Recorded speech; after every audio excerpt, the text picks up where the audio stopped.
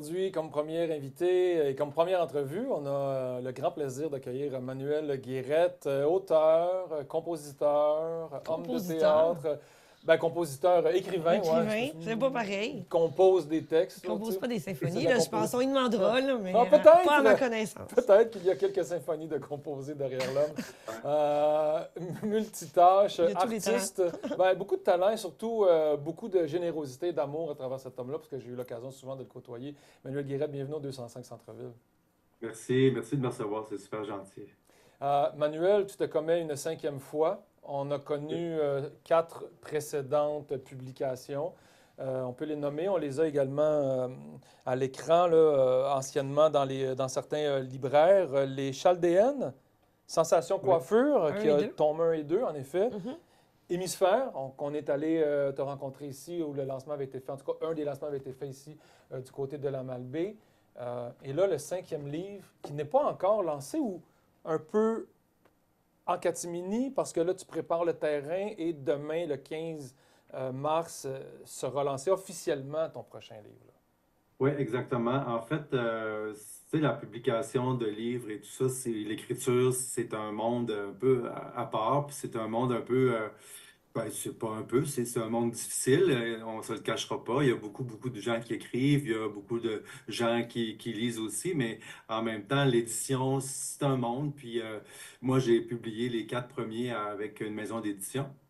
D'ailleurs, les éditions Mhm, Charlevoix, que je remercie de m'avoir donné mes premières chances là-dedans. mhm. Puis avec celui-ci, ben, on a essayé une autre plateforme qui est Amazon, en fait, qui est une Amazon Publishing, ou qu'on peut publier sur Amazon. Eux, ils font, c'est une question de coût, une question de distribution aussi, plein de facteurs qui font que j'ai choisi cette option-là pour cette fois-ci, pour essayer aussi, puis pour essayer d'être découvert par des gens qui ne nous connaissent pas déjà, tu sais, parce que le réseau d'Amazon, bien évidemment, c'est global. Puis les gens qui vont rechercher, mettons, un roman en français, vont aller cliquer, bon, je me cherche une lecture pour les vacances, et ils font une recherche, puis là, ben, whoop, ton roman peut popper selon le nombre de ventes que tu as, puis selon la publicité que tu peux payer si tu veux ou pas. Fait que c'est une plateforme intéressante pour un cinquième livre, pour essayer de grandir, pour essayer d'aller vers d'autres horizons, là, un peu plus modernes, si on peut parler comme ça. Ouais, j'ai hâte de voir le résultat de ça. Je comprends un peu. C'est un peu comme un média social là, qui met en avant-plan des trucs selon leur visibilité, selon comment les gens se partagent, comment les ventes ont lieu. Euh, C'est ça. Outre le phénomène d'écriture en soi, quelle difficulté, laquelle des difficultés tu fais face? Parce que tu l'as dit au début, c'est pas simple, c'est un milieu difficile. C'est quoi la plus grande des difficultés pour un auteur? Ben, je pense que c'est d'essayer de se faire connaître, tu sais, sans être, ben, en fait, sans avoir de moyens. Tu sais, on n'a pas vraiment de sous, il n'y a pas de machine derrière nous. Puis, Mhm. mettons, un jeune chanteur, là, j'écoute ces temps-ci un peu Star Academy, puis je vois les jeunes, puis, mettons, quelqu'un qui a du talent, ben là, ils vont le prendre en main, ils vont faire de la pub, ils vont y monter tu sais, Mais nous, en écriture, on n'a pas vraiment ça. Tu sais, on fait ça un peu soi-même. Fait que la difficulté, c'est vraiment ça, c'est d'être.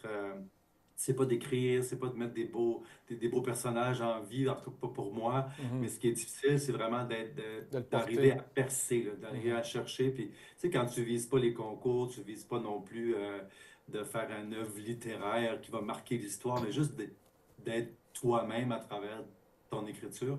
C'est ça qui est difficile, de percer avec cette simplicité-là, je dirais. Je trouve que tu amènes une belle idée, là. À quand un concours télévisé, télé-réalité littéraire ou Mhm. artistique ou quelque Ouais, chose? Ça serait c'est. à réfléchir, à creuser pour permettre... On vient peut-être de penser à quelque chose ah, d'intéressant, Camille. on va vendre des droits, quelque chose. Ce nouveau roman-là, tu l'as dit tantôt, les gens qui se cherchent une lecture peut-être de voyage, peut-être soleil. On le sent beaucoup à la couverture qu'on s'en va dans cet Ouais, c'est ça. univers-là. Ben, tu sais, quand je me cherche des idées pour écrire un nouveau sujet ou quelque chose comme ça, des fois ça vient tout seul, des fois c'est un peu plus comme bon, sur quoi j'écrirai la prochaine fois. Puis là, je me suis dit, tu sais, ah, moi j'aime ça. aller en vacances, j'aime ça partir, j'aime ça aller au soleil, sur la plage, me reposer, décrocher. Puis je me suis dit, qu'est-ce que je fais quand je suis en vacances? Ben, tu sais, je marche, je lis, je m'introspecte un peu, j'ai du temps pour moi, tu sais, Mhm. j'arrête autant mon corps que mon esprit. Fait que je me suis dit, ah, je vais écrire là-dessus. Tu sais, je vais commencer à écrire sur quelqu'un qui part en voyage, qui en a assez, puis qu'un matin, elle décide qu'elle s'achète des vacances, puis elle part demain. Tu sais. Mhm. Puis là, une fois, ben, là, je me suis dit, ah, ben, comme je connais un peu le monde des tout inclus et tout ça, ben, je peux m'amuser là-dedans avec tout ce qui nous passe par la tête quand on est en vacances au soleil. Puis en même temps, ben, ce roman-là a une double fonction, si on veut. C'est que j'ai une amie, si je peux me permettre cette parenthèse-là, que j'ai connue par la coiffure il y a plus de 20 ans, puis qui est devenue avec le temps une espèce de coach, professeur qui enseigne des méthodes de croissance personnelle. Je dirais qu'une partie qu'elle a créée, puis une partie qu'elle a joint. Je n'entrerai pas dans les détails pour là, mais puis elle m'a proposé d'écrire un roman qui passerait son enseignement à travers une histoire, tu sais, qui serait moins lourd qu'aller aller s'acheter un livre de croissance Mhm. personnelle tout simplement à la librairie. Donc, j'ai trouvé l'idée intéressante. Fait que moi, j'étais en train d'écrire mon histoire de tout inclus. Puis là, elle me propose cette affaire-là. Fait que je dis OK. Fait que je commence une histoire parallèle sur un autre personnage, d'autres mondes, d'autres histoires, avec un peu les bases qu'on avait établies ensemble de ce qu'elle voulait passer. Puis là, finalement, plus j'écrivais les deux, plus je me disais, il me semble que ça serait le fun que mon personnage, pendant qu'elle est en vacances, lise le livre de croissance personnelle que j'étais en train d'écrire. Tu sais. Fait que j'ai proposé à mon ami, qu'est-ce que t'en dirais si on joignait nos deux affaires? Puis, fait qu'elle a dit, wow, super idée. Donc, fait que c'est ça. Fait que Barbara, qui est mon personnage principal de tout inclus, qui part en vacances avec son écœurite de vie, arrive là-bas, puis elle s'installe sur la plage, puis après une couple de jours, elle commence à lire, comme on fait tout. Puis là, elle commence à lire le livre qui s'appelle Promenade à la mer, OK. il est écrit ici sous l'enseignement de Daniel Couture, qui est la personne dont je vous parle. Puis, ça fait que ça a commencé à créer quelque chose de vraiment intéressant parce que non seulement mon personnage fait des constats sur sa vie et réfléchit à ses affaires, mais en même temps, en lisant le livre qui, lui, est dédié un peu pour te guider vers des solutions, pour t'aider à avoir une meilleure vie, ben, ça fait un double travail. Fait que la personne qui achète ce livre-là, mon livre, pour se divertir, bénéficie non seulement d'une histoire le fun, qui va l'amener en voyage dans le sud, qui va suivre Barbara dans ses péripéties, mais qui va aussi s'introspecter par des lectures plus sérieuses. Fait que pendant que Barbara lit le livre, ben, le lecteur lit le livre que Barbara est en train de lire. Puis là, on reprend la vie de Barbara, puis le lendemain, on recommence la lecture Fait que le lecteur se promène dans deux histoires complètement différentes, mais peut faire une espèce Ah, oui. d'amalgame de tout ça. Fait que c'est comme une mise en abîme, c'est un livre dans le livre, Mhm. finalement. Mhm. Ouais, c'est brechtien, c'est exact, le théâtre. Non, mais Oui, c'est un peu oui, ça. Puis Puis, je me- ben, vous Oui. avez tout à coup, vous vois. tout d'un coup, ça vient de sortir. Là, vous voit, c'est stable. Mais tu as, de l'expérience théâtrale aussi. Tu connais la littérature théâtrale où on expérimente beaucoup ça, le théâtre dans le théâtre. Je pense que tu t'es amusé un peu avec cet élément-là, qui crée des situations vraiment intéressantes. Et pour le lecteur, c'est très divertissant. Et ça t'amène à vivre deux choses parallèles qui font en sorte que tu es encore plus stimulé comme lecteur au final.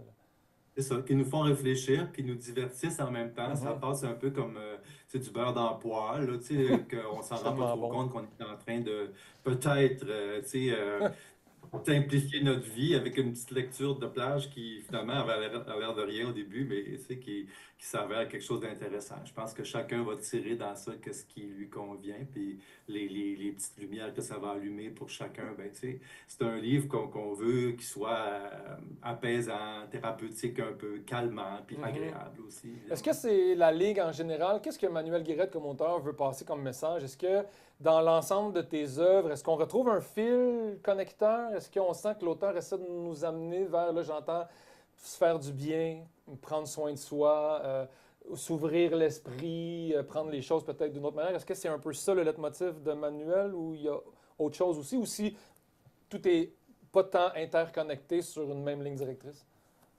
Ben, je dirais oui un peu parce que moi, je suis quelqu'un qui se pose et qui s'est toujours posé beaucoup de questions sur le pourquoi du comment, pourquoi je réagis comme ça, qu'est-ce qui est important pour moi, qu'est-ce qui se passe, qu'est-ce qui va arriver si je fais ça ou pas, pourquoi je ressens tout le temps cette affaire-là quand telle affaire arrive, tu sais, toutes des choses comme ça.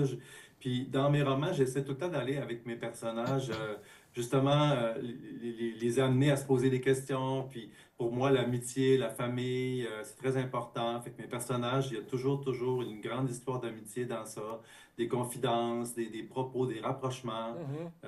Tu sais, j'essaie des fois de laisser le lecteur sur une question. Tu sais, quand il ferme le livre, il se dit, OK, j'ai-tu compris? J'ai-tu pas compris? Tu sais, comme dans Hémisphère, c'était un bon exemple de voyage entre qu'est-ce qui peut arriver, puis qu'est-ce qui est vraiment arrivé, puis c'est-tu ça la vraie vie ou pas? Mhm. J'aime ça amener un peu le lecteur à réfléchir aussi. Tu sais, je me prends pas pour un philosophe ou Mhm. un grand théoricien, mais j'aime ça, moi, me poser des questions, puis j'aime ça que les lecteurs s'en posent aussi en me lisant. Ben, peut-être que je me trompe, mais j'imagine, vous êtes un peu à l'image du réalisateur Jean-Pierre Jeunet qui a réalisé La fabuleuse histoire d'Amélie Poulain. J'imagine que c'est un film qui a résonné. On dirait que j'aurais pu entendre la fabuleuse histoire de Manuel Guérette. On dirait que ce personnage-là qui se laisse aller par les émotions, qui se remet en question, qui analyse le quotidien et qui essaie de créer des rapprochements. Je trouve qu'il y a une connexion à faire. La vie, c'est une grande recherche, hein? C'est une grande recherche de bonheur, d'une quête. Mm. Fait que si on la vit les yeux fermés, ben c'est sûr on va la vivre pareil, mais ça sera pas la même chose. Ça fait que quand on commence à s'ouvrir, ben en ouvrant une porte, ça en ouvre un autre. Je me vois toujours comme dans un grand manoir où il y a plein de portes, puis tu sais, c'est comme des corridors secrets, puis un peu le bootlegger, tu sais, on descend, puis on visite, puis oups, il y a quelque chose, une porte qui rouvre, puis une autre affaire qui nous amène quelque part, puis tu sais, à la fin, ben on sort de là, puis on dit wow, tu sais, qu'est-ce qui vient de se passer, tu sais? Fait que c'est un peu ça que je recherche dans mes romans, l'amitié, l'amour, les confidences, la quête de vie personnelle. Donc, vous C'est avez un peu ça. également participé à des salons des livres à Québec, entre À autres, Montréal. à Montréal. Est-ce que c'est un environnement où vous aimez vous retrouver? J'imagine que vous allez me dire oui parce qu'il y a un contact inévitable avec le lecteur et il y a un échange. Ouais, mais c'est un peu aussi, c'est un peu s'exposer à, c'est comme un gros, je sais pas, un punching bag, tu sais, c'est comme Oh! un peu le râteau que tu piles dessus puis qui te revient en face. Puis là, Oh tu mon sais, Dieu! c'est OK. vrai parce que t'es là, puis tu as ton bébé, ton projet, ton livre, tu es content, mais tu Ouais. sais, les gens sont un peu attirés par les gros noms, par Ouais. Ricardo ou Jeannette Bertrand, tu sais, qui Mhm. vont être là, puis toi, tu n'existes pas, là. Fait que c'est une grande leçon d'humilité parce que tu D'humilité. sais, tu es vraiment content de ton projet, mais personne ne te regarde, là, tu sais, puis tu as Ouais. l'impression d'aller, les gens passent en avant de toi, puis ils font exprès de pas te regarder pour pas que tu leur dises bonjour, parce que Oui, là, ils vont être oui. obligés de te parler, puis ils veulent pas L'acheter. être... Ça va lui C'est coûter très 15 piastres. ingrat, mais en même temps, c'est ça, c'est une fierté. Tu dis, je suis là, on est quoi, 200-300, puis Ouais. je fais partie de ces 300-là, fait que Ouais. c'est le fun quand même, mais tu sais, ça prend un peu d'ego, faut mettre l'ego dans le tiroir pas mal quand on va là. Puis pour une rencontre qui est plus dans le festif, dans la joie d'être réunis ensemble et tout ça, il y aura le lancement officiel du livre, tout inclus demain. Demain, oui, à Saint-Irénée, puis c'est vraiment spécial parce que tu sais, c'est dans la bibliothèque de Saint-Irénée, c'est l'école primaire où je suis allé quand j'étais enfant. Ah Puis dans ouais. le local de la bibliothèque, c'est le local des arts plastiques, tu sais, qui est devenu la bibliothèque. OK. Fait que quand je rentre là, c'est comme si je me revois à 8 ans en train de triper sur le plâtre qu'on va faire le vendredi, parce que moi j'adorais aller aux arts plastiques le vendredi. Fait que, tu sais, ça aurait pu être dans n'importe quelle autre classe, mais non, c'est dans la classe des arts, tu sais. Fait que je me dis, bon, il y a comme un lien qui me ramène dans cet univers-là aujourd'hui. Fait que demain, ouais, c'est ça, presque 50 ans plus tard, je retourne dans le petit local où j'ai commencé mes balbutiements artistiques, tu sais, je dirais. Pour ceux qui nous écoutent en direct, on est vendredi le 14 mars, donc le lancement a lieu samedi le 15 mars. Donc ceux qui nous écoutent dans ce 24 heures-là pourront aller te voir. À quelle heure on peut aller faire un tour du côté de l'école de Sainte-Irénée? Ah, c'est à compter de 10h30 OK? jusqu'à OK. midi à peu près. OK. Fait que En j'imagine que avant vers midi. 11h, je vais parler un peu aux gens, signature, tu sais, on prend un petit verre ensemble, tu sais, juste pour se rencontrer puis être vraiment en présence. Merveilleux. Enfin, En terminant, j'ai goût de te demander ton auteur fétiche. C'est qui? écoute, j'ai tellement lu Michel Tremblay dans ma vie, Oui. pour toutes sortes de raisons. Il me T'as- semble que je me retrouvais, je me reconnaissais dans ses mots, dans sa façon de voir la vie. Je te dirais que vite de même, là, Michel Tremblay a une grosse influence sur moi. Puis je trouve que ça paraît pour avoir lu dans les sensations coiffure, je trouvais qu'il y avait un univers de Tremblay là-dedans. C'est dur, tu sais, on veut pas être copié ou se Non, comparer, c'était pas comme ça, c'est dans c'est le... vraiment... Non, non, on entend parfois des références ou ben non, On sent dans les personnages qui sont tellement dans la culture québécois, québécoise, implanté puis dans une jovialité. Puis dans le discours. proche de aussi. nous, vraiment proche de nous autres, proche de ce qu'on est. Comme moi, j'essaie pas d'écrire des choses qui sont loin de moi. Mhm. J'essaie d'écrire comme je suis, puis comme ce qui m'entoure, puis advienne que pourra. Et sur une île déserte, Manuel Guérette, quel livre tu apportes avec toi? Quel livre j'apporte avec moi? S'il y en avait juste un que tu choisissais.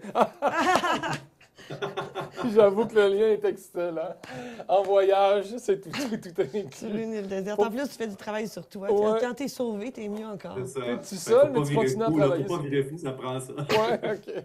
Excellent. C'est une belle finale. Merci, Manuel Guérette, de ta présence aujourd'hui.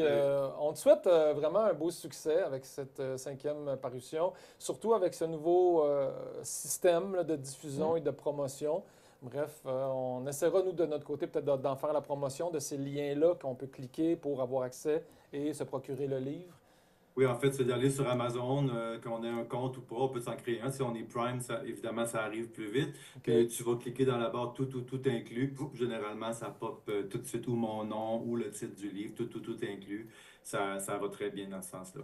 Donc, c'est une belle façon de poursuivre sur cette plateforme en essayant d'encourager les produits québécois, notre Oui. création québécoise. C'est ça, puis c'est Les ça. arts. Faut pas jeter le bébé avec l'eau du bain dans ces cas-là. Tu sais, il y a beaucoup de choses qui sont intéressantes sur Amazon, puis ça fait vivre des petits comme moi qui peuvent vivre, ou en tout cas, ça fait connaître des petits comme moi qui sont là-dessus pour aller chercher plus de monde pour nous connaître. Tout à fait. évidemment.